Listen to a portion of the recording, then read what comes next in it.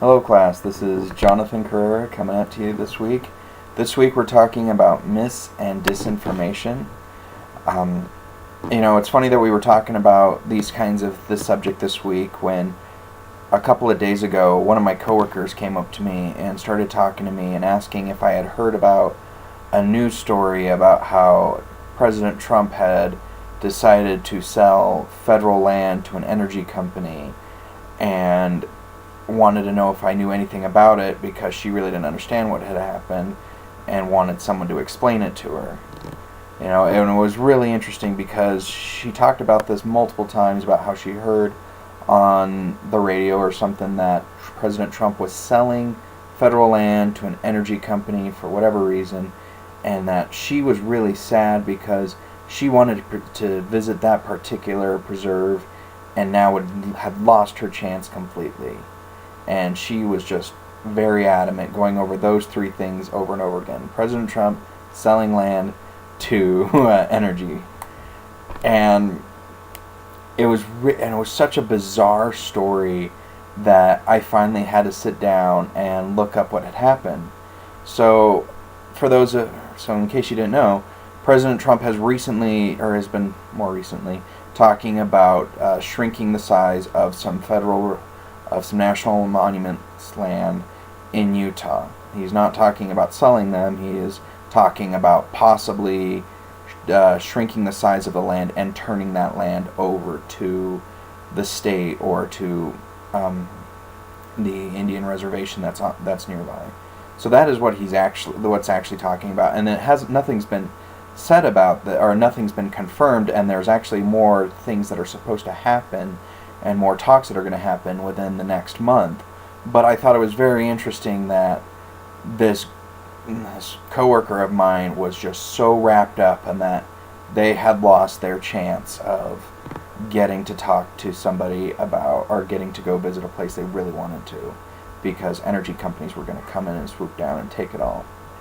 And so I thought this was a great example of how misinformation can be spread. We have somebody that doesn't have the facts and doesn't have the correct understanding of what's going on, but they believe it to be true, and they are trying to pass it off or pass it along to somebody else, and there we are starting to spread misinformation. To coincide with some of the examples one of the examples we talked about in class, someone's got a decoy duck and they're trying to hand it to the next person saying, "Look at this duck I found." And they honestly believe that they have found a duck. So I thought that was really interesting. The other part of this week that I found, or the other thing that I wanted to talk to you about, was how disinformation is being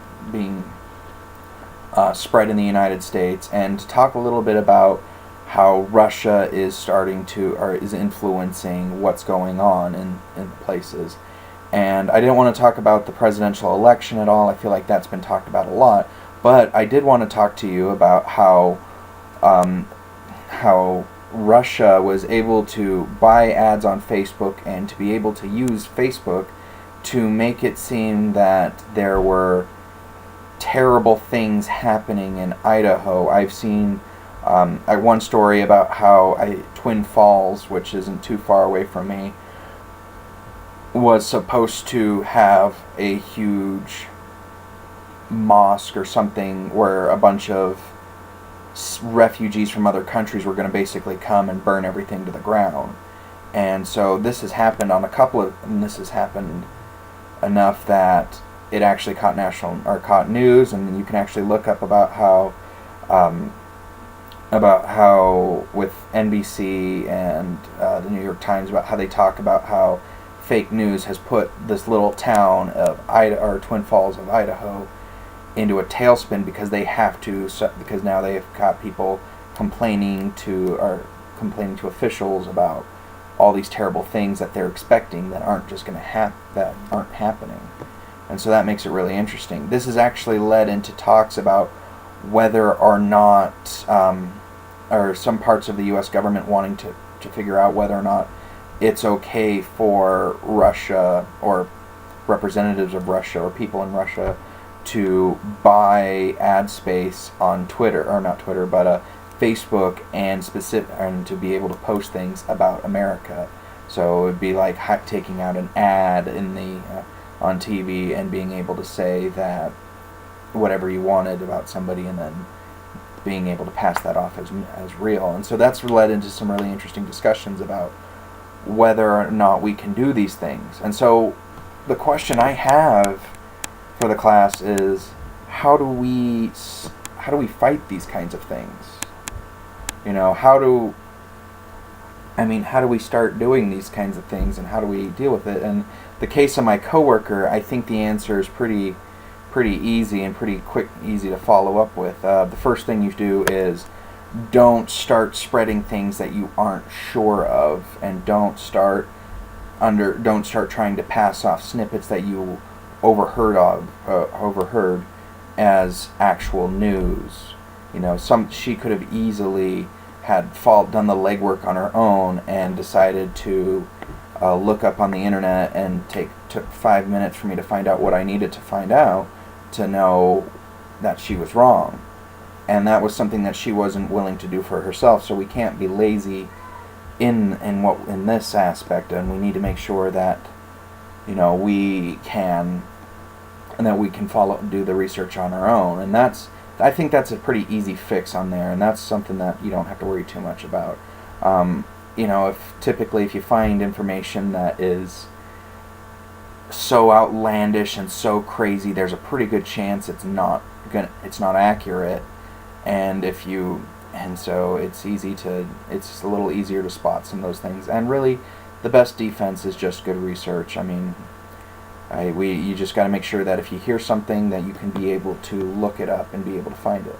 The problem that I have, though, and that I'm wondering, how do we solve this, is what do you do when everybody that you are turning to, all the places that are more trusted, how do you handle that disinformation? And how do you handle that somebody is out there purposely trying to put false information in there, that you'll take it and run with it?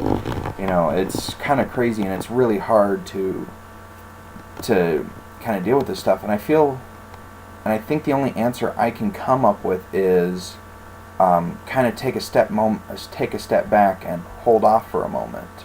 You don't want to hear you don't want to hear Chicken Little coming down and saying the sky is falling and immediately run with Chicken Little to do that. It always helps to take a moment to step back and to look at what's going on, and to look at how we are talking about these things. But what do you do when you start having multiple news sites kind of colluding together to bring this about? That's kind of weird.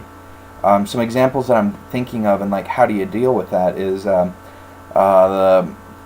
War of the Worlds broadcast that you've probably heard of, in which they talked about how a radio broadcast of War of the Worlds caused people to assume, or to think, that we were really being invaded from people from outer space, and that led into mass riots, destruction of property, all kinds of terrible things. And this is something that I grew up hearing about this. So, and I'm not old, so this is something that's a fairly recent thing. And now where I'm starting to hear more things about how that never happened, that there was nothing in there, and that there's nothing really to go in there, but we can actually find, but it's something that got passed off as truth. And so what do you do? How do you handle when you hear from multiple sources, we all believe this to be one thing, and now all of a sudden we hear, no, this was not true, and that's kind of crazy. The other example that I can think of, once again, involves Russia, but NPR did a story, or talked about a story, about how Russia was bombarding the Ukraine with false information, trying to stir them up. And so Ukraine responded back with, they created a fake news task force who they would take apart Russian news stories, and then they would show that what things were wrong, what things were right. And so that kind of quelled a problem. But then they started getting more stories about different parts of the Ukraine breaking out in death and destruction due to protests, and they were being attacked with information so fast that some people latched onto this information and were able to use this as justification to help start the unrest that's currently going on in the Ukraine. I feel like that's a terrible word to say, unrest, but it's the best one I've got. So what do you do in situations like that where like you've got a lot of other places bombarding you with that, and then somebody else comes along and latches on with that, and then suddenly you're drowning in a sea of wrong information, or that's stuff that's being passed off as information and it's not true, and that you are purposely being told this isn't true, or you're purposely being told this is true. So I don't know. That's the big thing that I keep wondering, because the tools I use, I typically look at what most people are saying and what I know, and I try to see if they coincide. And if I can't find more than one actual source talking about it, I kind of pass it off as, well, then what do we do? I mean, if there's no one else to collaborate with the story, then there's nothing else that we can do. So I don't know. I hope you hit me up, and I hope you tell me with what suggestions you guys have, and I look forward to hearing from you. Okay, bye.